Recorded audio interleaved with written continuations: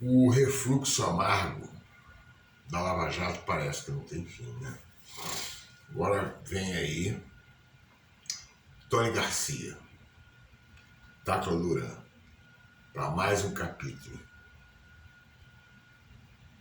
de um negócio que muita gente tinha dado como morto. Só que a história da Lava Jato está apenas começando. É disso que nós vamos falar. Eu vou pedir para vocês antes darem um like, se inscreverem no canal, aqueles que não se inscreveram, aqueles que puderem, colaborem. Embaixo aí tem um Pix, nós estamos realmente precisando muito dessa colaboração para poder tocar o nosso barco aqui. E vamos tocar aqui agora. Meu nome é Carlos Henrique, escrevo no blog do Antropofagista e aqui falo no canal do Antropofagista. Bom, gente, estou vendo que o negócio está ficando... Cada dia que passa, as coisas vão ficando ainda mais enroladas. O Moro já está queimado há muito tempo.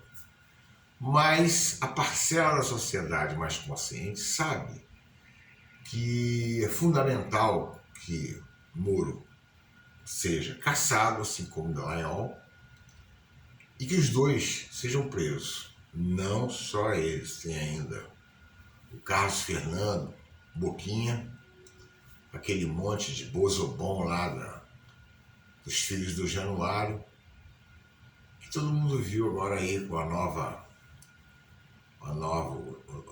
as novas revelações, inclusive feitas a maioria aí pelos Nassif, muito boas, com colocações muito pertinentes, inclusive, mostrando o lado ainda mais podre do que a gente sabia da Lava Jato.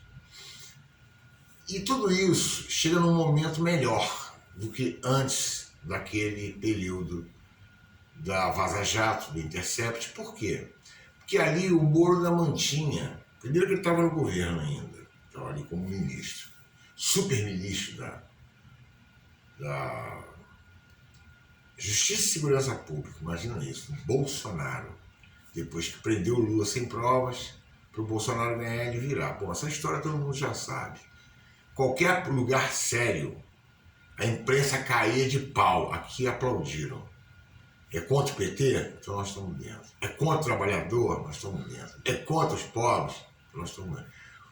Olha, se a gente for ver direitinho, a maior guerra que existe nesse país é a imprensa, a grande imprensa industrial, contra o povo. Se alguém botar aqui uma notícia que eles comemoraram a melhoria de vida do povo, eu mudo. Esses caras só apoiam coisas que vão contra a população em benefício de uma meia dúzia de ricos. Turma que vai no restaurante, mesmo restaurante deles, que frequenta o mesmo clube, um frequenta a casa do outro, é banqueiro, agiotagem, esse universo de alguns empresários que têm uma visão completamente louca o próprio país. É um negócio completamente maluco. Eu acho que pode fazer uma ilha separada para eles e está tudo muito bem. Não pensam o país, não é de agora, não é, entendeu? Fora a impunidade desse país, de juízes, latifundiários e militares. Isso aí é histórico, é a pior miséria desse país. A pergunta que a gente vai fazer é o seguinte: o ex-juiz Sérgio Moro vai pagar pela fieira de crimes que o cara tem? Então, a primeira coisa que nós vamos saber, esses dois personagens que entraram agora, o Tony e o Tacla, é até uma dupla, né? Tony e Tacla. O que eu soube, inclusive de fontes bem seguras de conhecimento e de credibilidade, é que os caras estão com uma bomba atômica que vai explodir o Moro, vai jogar ele pelos ares.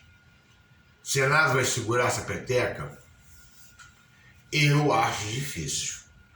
O próprio judiciário, pelas palavras do Gilmar Mendes, o decano, ele vai precisar de fazer uma depuração, porque o Brasil, a imagem judiciária do Brasil, né, brasileiro lá fora, está uma coisa pavorosa.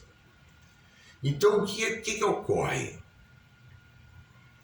O Moro já vinha, né? Você imagina, o cara ter feito isso tudo, virado ministro, chega lá e abona a história do Queiroz com a Michelle, dos cheques. Não, eu achei que a história é bem razoável. E não estou falando do Olix que pediu desculpa pelo Caixa 2 e ele considerou, pediu desculpa, está desculpado. O cara é safado, sem vergonha, não tem menor...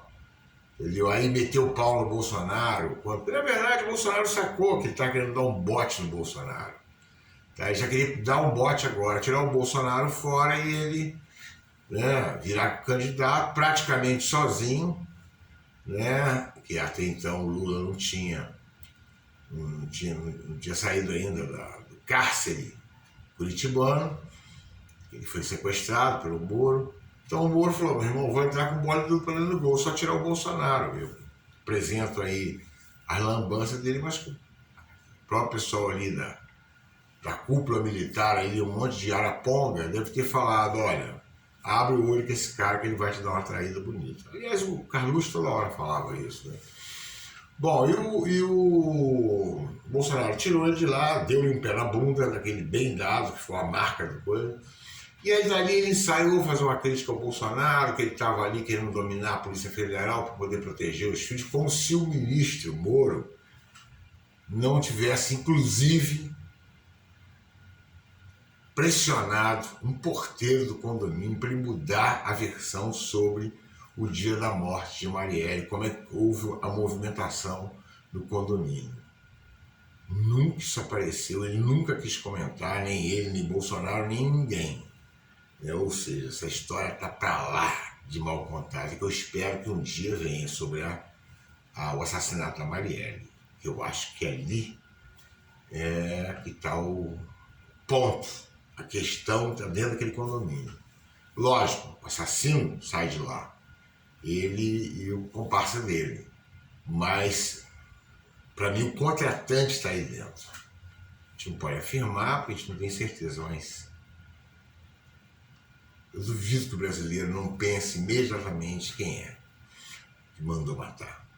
O fato é que o Moro depois voltou, aí foi candidato, o candidato da Globo, né? Porque o Dória pifou logo de cara, aí o Moro apareceu com 15%, aí foi caindo, tipo 8%, 6%, algo que estava caindo já para 4%, ele pirulitou, ele achou que tinha força para poder enfrentar o Lula. Então, na real, saiu fora, inclusive beneficiou o Bolsonaro, tá? Fora que o Bolsonaro deu uma subidinha maior e tal, mas ele foi pro Senado, passou raspando, fez um monte de sujeira com esse partido dele, pegou dinheiro, fez um monte de uso, né, para a imagem dele, candidato a presidente, depois ele vai para outro partido na tentativa de ser senador e conseguiu. Mas parece que essa irregularidade que pode tirar ele do TSE, tem tudo para tirar ele daí. Bom, pelo menos para justificar a queda dele em relação a isso, tirar o mandato dele. Bom, ocorre que essa semana, até o dia 19 por aí, muita água vai rolar nessa história. O Moro está desaparecido. Ele põe os negócios, até a mulher dele está botando lá, o pessoal não levar fé nos delatores dele. Entendeu? Fulano não vale nada com coisa que o Moro valesse alguma titica. Entendeu? Com coisa que o Dallagnol valesse alguma bosta. Aqueles caras que estavam aí, a gente viu na mensagem, eles não falando em ferrar, acabar com o Aldebrecht e também prendeu logo o Tacla Duran e o Bozobon, sei lá, o Ortobon, sei lá, um desses caras, falando calma. A gente tem que perguntar lá para os caras, os americanos, lá nos Estados Unidos, como é que a gente vai agir. Ou seja, eu pago, você paga, um monte de gente paga, um salário, uma fortuna para esses caras, para eles estarem submissos à vontade americana. E fica provado a participação direta dos Estados Unidos nessa questão, que acabou derrubando Dilma, tinha interesse aí de várias questões, inclusive de pré-sal, e a prisão do Lula. Então, vamos ser bastante franco, sai da teoria da conspiração e fica uma coisa bastante objetiva. São os próprios dizendo que não vão dar um passo nem para destruir de vez a Odebrecht e nem para prender o Tacla Duran sem a permissão dos americanos. Só isso já é um escândalo do tamanho do... Então, o que vem por aí, como o Tacla Duran, Tony Garcia, é muita munição que eles vão tomar na orelha. E esse processo vai mudar completamente o próprio sentido da justiça no Brasil.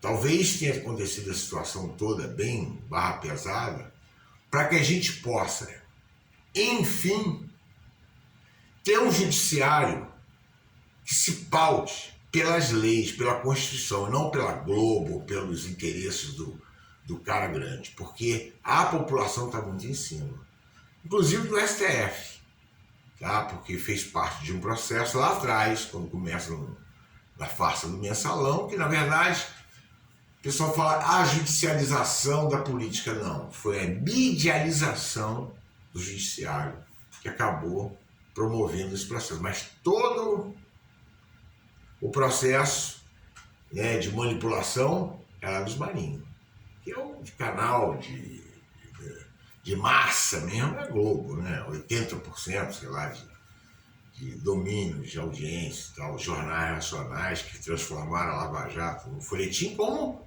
fez a mesma coisa com o mensalão. Só assume aquela condição que não tem competência para fazer, mesmo tendo toda essa máquina na mão, não tem condição de enfrentar o Lula.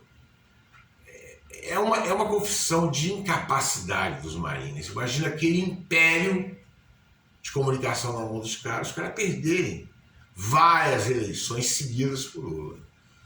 Aí o que eles fizeram? Montaram o tal do Instituto Inovare, mergulharam nesse universo do judiciário, prêmiozinho aqui e ali, convida para jantar, não sei mais o que, aquelas coisas. Quem quiser entender melhor isso, entra lá no site do Instituto Inovare para entender que uma rede de televisão está enfiada em instituto jurídico. Para quê? Se não é para tentar manipular a justiça brasileira, que em parte eles conseguiram. E justamente quando o Lula entra no primeiro mandato dele, eles criaram isso. O Moro foi a última cartada dele, só que agora tá de um jeito, os caras estão até com medo de falar de justiça, que se deu um monte de zebra nessa história toda. Né? Ainda tem o Bolsonaro, que usou os fanáticos dele para atacar o STF, e, lógico, o Congresso também, mas principalmente os ministros lá que eles atacam mais, mordem, entendeu? Então é um negócio louco. Agora, tudo isso também teve a participação clara do seu Sérgio Moro, do seu Dallagnol, entendeu? Inclusive fazendo um trabalho contra o Gilmar Mendes muito pesado, entendeu? Tentando enterrar ele vivo, essa que é a verdade. O Gilmar Mendes de bobo não tem nada. Deu um balão no cara e mudou completamente o jogo dentro das quatro linhas do judiciário, tá? Então, gente, é isso. A pergunta que a gente faz é o seguinte: quando isso vai acabar? Eu não sei. Eu não tenho a mínima ideia, porque tá aquela história de uma coisa puxa a outra. Então, até então, a gente falava em Tacla Duran, agora tem Tony Garcia. E a gente não sabe quem tem mais prova, mais canhão, mais bomba atômica para jogar no Moro e Dallagnol, porque o Moro e Dallagnol é uma coisa só. Né? E aquele monte de pé rapado lá que fica tirando onda, que é alguma coisa, os outros procuradores da República de Curitiba. Mas uma coisa é certa: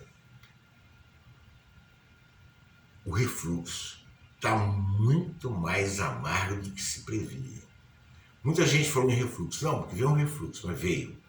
É amargo e parece infinito.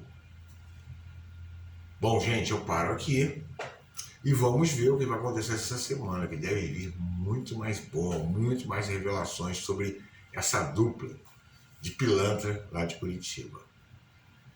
Eu novamente peço que vocês dêem um like, se inscrevam que não se inscreveram e fortemente peço o apoio financeiro de vocês para a gente continuar tocando nosso trabalho aqui e no Antropofagista. Embaixo aí tem um Pix, é só mandar ver. Valeu, gente. Amanhã nós estamos de volta. Um abração para todo mundo.